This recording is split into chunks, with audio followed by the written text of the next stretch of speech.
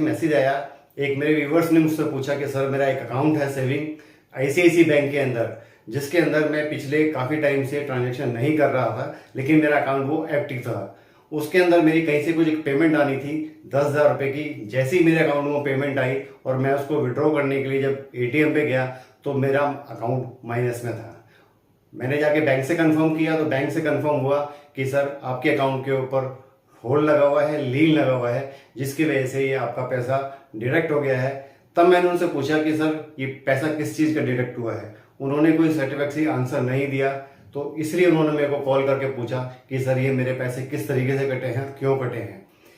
तब उनसे सारी डिटेल लेने के बाद जब मैंने आईसीआईसी से सारी चीज़ें वो कंफर्म की तो जो चीज़ें इसमें निकल के आई, तो मेरा मानना था कि इस चीज़ के ऊपर एक मैं वीडियो बनाऊं जो शायद आप सभी लोगों के काम आ सके, क्योंकि इस तरह की प्रॉब्लम आम है। कई लोगों को पता नहीं होता कि हमारे अकाउंट से कंटिन्यू पैसा कट जाता है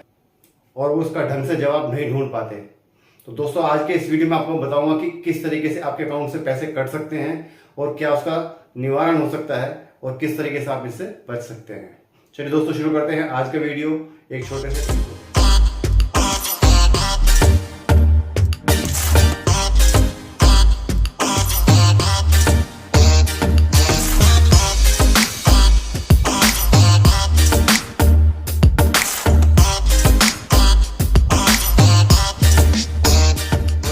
मैं प्रवीण सागर आपका स्वागत करता हूं अपने चैनल बैंक कीड़ा पर। दोस्तों अगर अभी तक चैनल सब्सक्राइब नहीं किया है तो चैनल को सब्सक्राइब कर दीजिएगा।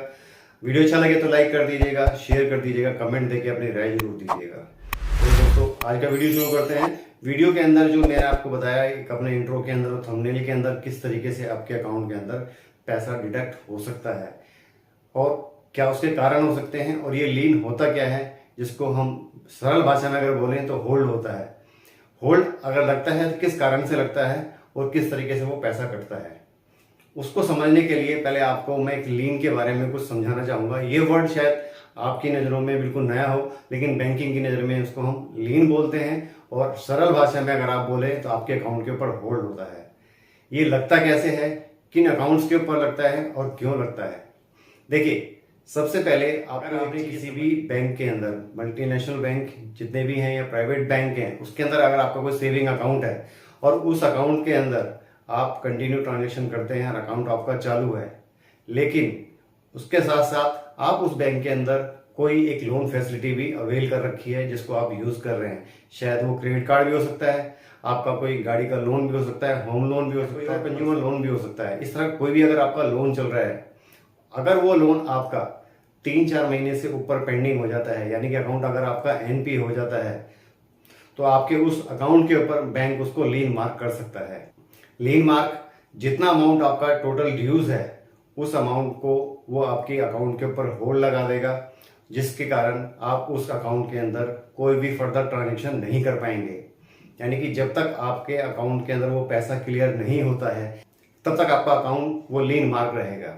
लीन लगता क्यों है? क्या बैंक के पास ऐसे राइट्स होते हैं कि वो आपको बिगर नॉलेज या बिगर नोटिफिकेशन के आपके अकाउंट पर लीन मार्क कर सके? देखिए सबसे पहले मैं इसका एक आपको मेन कारण बताता हूँ कि अगर आप जिस बैंक के अंदर भी कोई अगर अकाउंट होल्ड करते हैं, सेविंग अकाउंट वगैरह,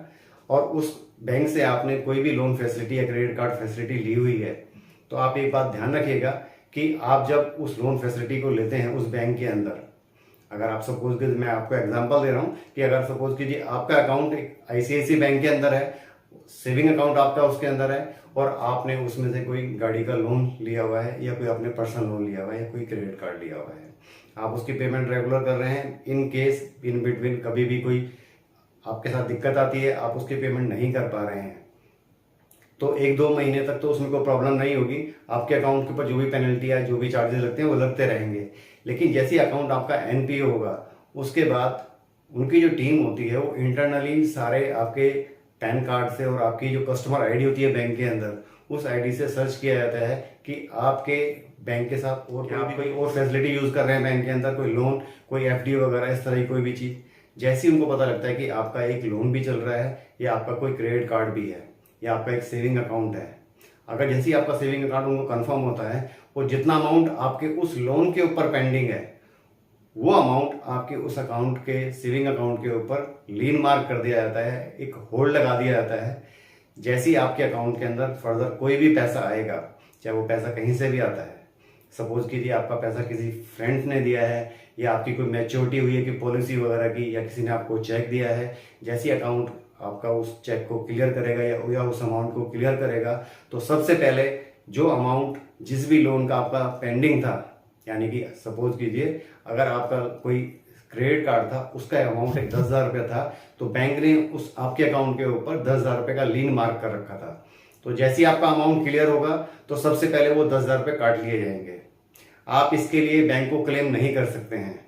और अगर अमाउंट आपका बड़ा है जो आपने बैंक को पे करना था, सपोज कीजिए आपका अमाउंट है 60,000 या 1,00,000 रुपए का, और आपके अकाउंट के अंदर आए 60,000 रुपए, तो बैंक 60,000 रुपए काट लेगा। अगर उनके पेंडिंग बचे हैं 30-40,000 रुपए, तो वो भी उस पर लीन मार्क लगा रहेगा, यानी कि तब तक वो लीन मार्क आपका प्रीवियस ड्यूज क्लियर नहीं होता है।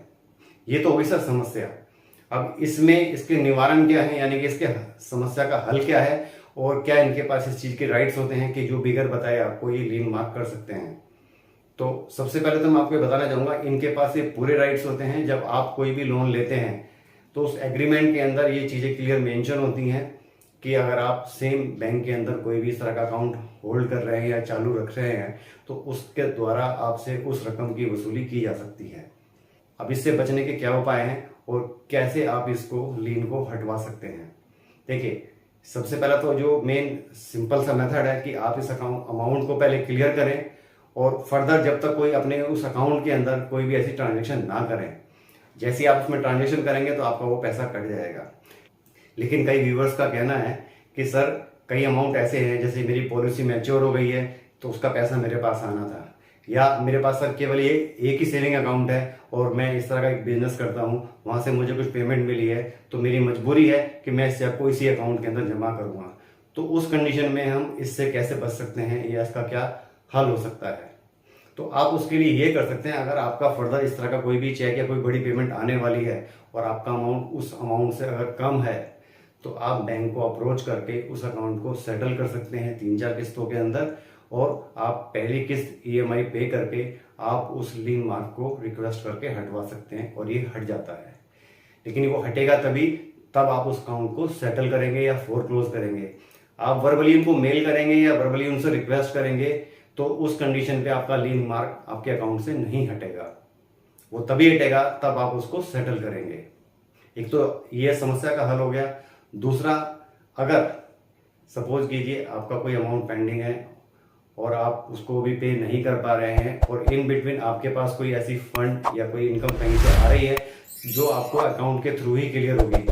तो रिक्वेस्ट है आप उस बैंक के अंदर उसको अमाउंट को क्रेडिट मत करवाइएगा। उसके लिए चाहे फर्दर आप कहीं पे भी एक सेकेंड अकाउंट खोल लीजिए किसी और बैंक के अंदर, उस अमाउंट को वहां पे आप क्रेडिट करा लीजिए। लेकिन अगर जैसे आप उस अमाउंट को उसके अंदर क्रेडिट करेंगे तो ऑटोमेटिक वहां से कट जाएगा, जिससे आपका अमाउंट वो पूरा उस डेबिट अमाउंट में चला जाएगा।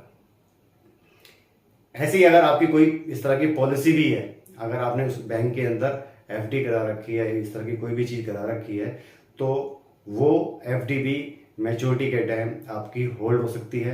वो FD के अंदर आपको क्लियर होने में दिक्कत आ सकती है जब तक आप अपना पिछला अमाउंट ड्यूज क्लियर नहीं करेंगे। ऐसे ही अगर आपने उसी बैंक से, जिस बैंक के अंदर आपका सेविंग अकाउंट है, और उसी बैंक से आपने कोई व्हीकल फाइनेंस करा रखा है, चाहे वो 2 व्हीलर है या 4 व्हीलर है, यानी कि कोई बाइक है, कोई आपकी कार है, और आपने उस अमाउंट को क्लियर अभी तक नहीं किया है, लेकिन आप अपनी जो व्हीकल की EMI है आप उसको रेगुलर पे कर रहे हैं और उस लोन का आप क्लियर भी कर देते हैं। समस्या आपके सामने तब आएगी जब आप उसकी NOC लेंगे गाड़ी की RC को ट्रांसफर कराने के लिए, तो आपको NOC होल्ड हो जाएगी, NOC आपको नहीं दी जाएगी। उस NOC को लेने के लिए आपको जितनी भी इस पे पेनल्टी वगैरह लगी हुई है सारी, वो सब आपको पे करनी पड़ेंगी। बैंक वहां पे कोई भी नेगोशिएट नहीं करेगा, कोई भी उस टाइम पे आपको डिस्काउंट नहीं देगा, क्योंकि उनको मालूम है कि आज इस कस्टमर को NOC के थ्रू अपनी गाड़ी की RC ट्रांसफर कराएगा, तो इससे वो जो भी अमाउंट मांगेंगे अब इनको देना पड़ेगा। तो उस कंडीशन से बचने के लिए आप कभी भी, अगर आपके सामने ऐसी कोई स्थिति आती है कि आपकी गाड़ी की NOC होल्ड हो चुकी है या होल्ड हो सकती है, तो आप फ्यूचर में ध्यान रखिएगा। तो उस NOC से पहले आप किसी भी तरीके से बैंक से उस अमाउंट को सेटल कर लीजिए, जिससे आपकी एनओसी होल्ड ना हो और आपको बेवजह की पेनल्टियां ना लगें। हमेशा ध्यान रखिए, अगर जिस बैंक के अंदर आपका कोई सेविंग अकाउंट है, आप उस बैंक से अगर कोई दूसरे लोन की फैसिलिटी ले रहे हैं, मैं रिपीट कर रहा हूं दोबारा, चाहे वो क्रेडिट कार्ड है, पर्सनल लोन है, कंज्यूमर लोन है, होम लोन है, कोई भी इस तरह की चीजें हैं, अगर आप इस तरह की कोई फैसिलिटी सेम बैंक से लेते हैं जिसमें आपका सेविंग अकाउंट है, तो ध्यान रखिएगा 3-4 महीने की पेमेंट पेंडिंग होती ही बैंक आपके अकाउंट को लीन मार्क कर देगा, जिससे आपका अमाउंट वो ऑटोमेटिक वहां से डिडक्ट हो जाएगा। इसमें अगर आपको और कोई समस्या आती है, कोई और इसमें कोई क्वेश्चन हो, तो आप मेरे को व्हाट्सअप करके हमारी हेल्पलाइन नंबर पे कॉल करके आप कंफर्म कर सकते हैं। आज के लिए ये खास एक मैसेज था, क्योंकि इस तरह की समस्या काफी लोगों के साथ आ रही है, जो कुछ लोग इसको क्लियर नहीं कर पा रहे थे, तो मैंने सोचा इसके ऊपर एक छोटा सा एक वीडियो बनाया जाए, जिससे आपको फ्यूचर में इस तरह की प्रॉब्लम का सामना ना करना पड़े। तो ध्यान रखिएगा, कभी भी जिस बैंक के अंदर सेविंग अकाउंट है, उस बैंक के अंदर अगर आप कोई दूसरा लोन वगैरह रन कर रहे हैं, तो हमेशा ध्यान रखिएगा ऐसी स्थिति ना आए। अगर ऐसी परिस्थिति आती है आपके सामने, तो जो जो बातें मैंने आपको बताई हैं उन बातों का ध्यान रखिएगा। कुछ समस्या आती है तो आप हमसे कंफर्म कर सकते हैं, उसका सोल्यूशन ले सकते हैं। दोस्तों आज के लिए इतना ही, मिलते हैं नेक्स्ट वीडियो।